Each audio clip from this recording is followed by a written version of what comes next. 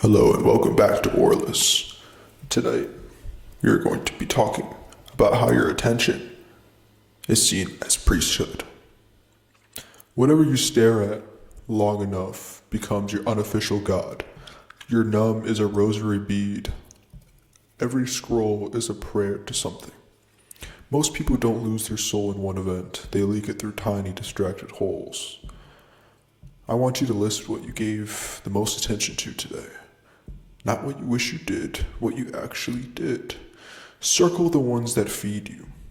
Put a line through the ones that drain you. If tomorrow's attention was a ritual, what three things would deserve a full ceremony? Now, every pattern you can't stop is usually protecting a wound that nobody honored. Self-sabotage is loyalty to an old reality, and the shadow's job was survival. Integration begins when survival is no longer the only goal. Now I want you to pick up one behavior, think about it, circle it around in your head, that you're tired of repeating. What secret promise might be under it? An example might be, if I never succeed, no one will expect anything of me. Now write this pattern. This pattern once protected me by blank. This pattern once protected me by blank. And now you write a new contract. From now on, I will protect myself by blank instead. That's a much better contract. You can redo your contracts. You're not bound to them for all of eternity. So your body was telling the truth long before your mouth learned how. Panic is not always a malfunction. Sometimes it's an alarm of a life that doesn't fit anymore. Numbness is just your body saying, I can't carry this shit. It's too much. Now, journal with this. Scan your jaw, throat, chest, stomach, hips. Where is the main tension sitting? Describe it like weather. Ask that spot, what are you hiding? What are you holding that my mind keeps refusing to admit? And free write whatever comes. Name one concrete thing you could do tomorrow to honor your body. Food, movement, rest, posture, substances. Now I want to talk about the law of resonance in stone. You are not meant to fight every rock. You are meant to become so tuned that some rocks roll away on their own. Resonance is when your life, your words, and your nervous system are finally playing the same note.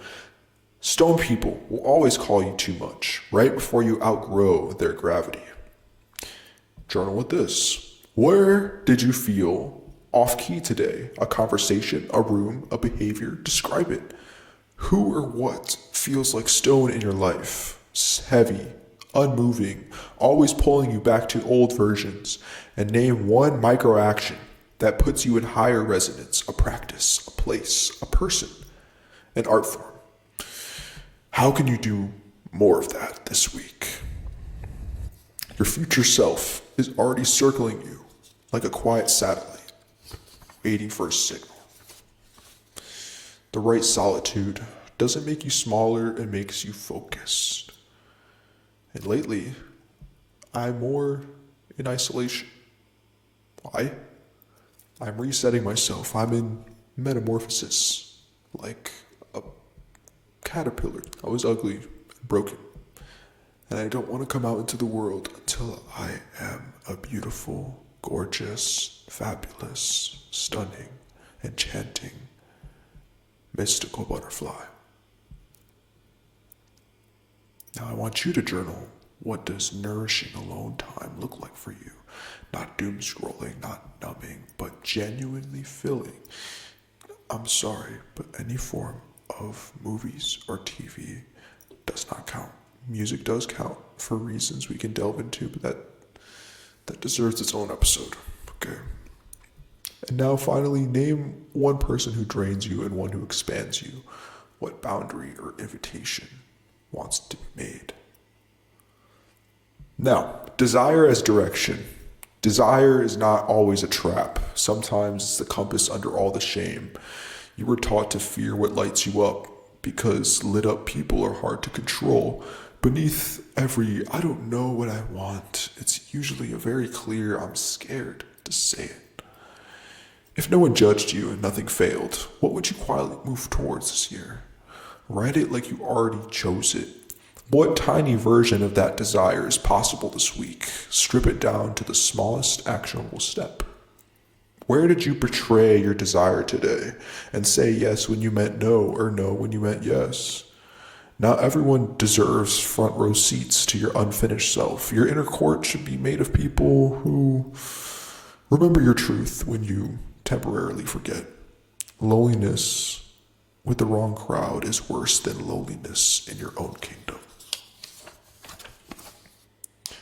Who is actually your inner court right now?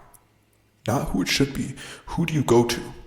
Which of them who truly holds you higher, and which of them secretly benefits from you staying the same? Is there someone, even online, even a future version of you perhaps, perchance, who belongs in that court that you haven't fully visited yet or invited?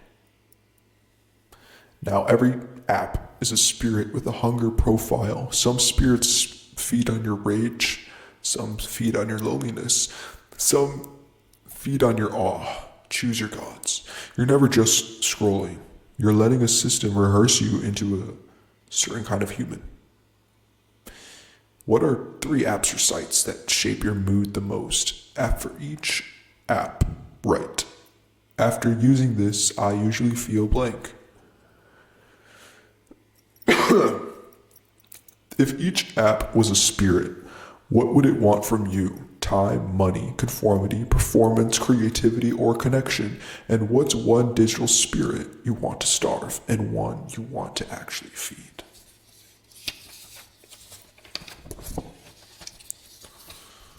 That's all I have for tonight. Stay luminous, stay listening, and as always, I love you ×3.